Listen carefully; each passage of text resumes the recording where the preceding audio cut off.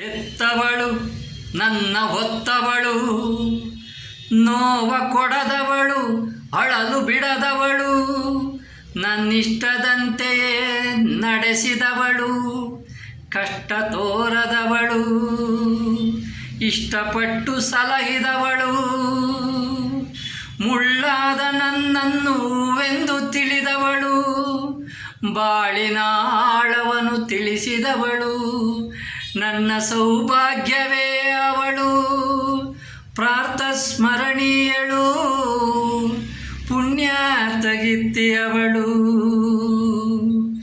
ಸಿಹಿಯಾದ ಸ್ನೇಹಿತೆ ಅವಳು, ಹಿತವಾದ ಮಾತಿನವಳು, ದಣಿವರಿಯದ ನನ್ನ ದಣಿಯವಳು, ದಣಿವರಿಯದ ನನ್ನ ದಣಿಯವಳು, ಮತ್ತೆಂದು ಸಿಗದ ಮುತ್ತವಳು, ಮತ್ತೆಂದೂ ಸಿಗದ ಮುತ್ತು ಅವಳು, ಎತ್ತವಳು ನನ್ನ ಹೊತ್ತವಳು, ನನಗಾಗಿ ಎಲ್ಲವ ಇತ್ತವಳು, ಮಮತೆಯ ಕಡಲವಳು, ಕರುಣೆಯ ಕರುಳವಳು, ತ್ಯಾಗ ಮೂರ್ತಿಯವಳು,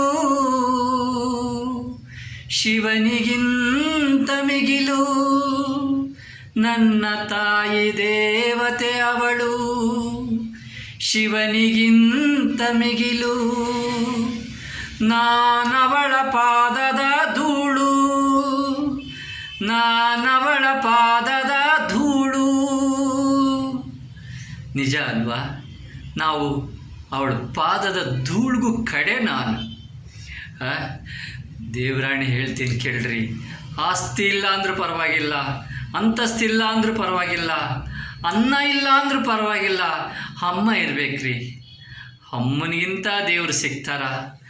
ಅಮ್ಮನ ಜೊತೆ ನೆಮ್ಮದಿ ಅಂದರೆ ಅದು, ಸುಖ ಅಂದರೆ ಅದು, ಸ್ವರ್ಗ ಅಂದರೆ ಅವಳ ಜೊತೆ ಬಾಳೋದು. ಅಮ್ಮನೇ ನಮಗೆಲ್ಲ. ನಿಜ ಅಲ್ವಾ?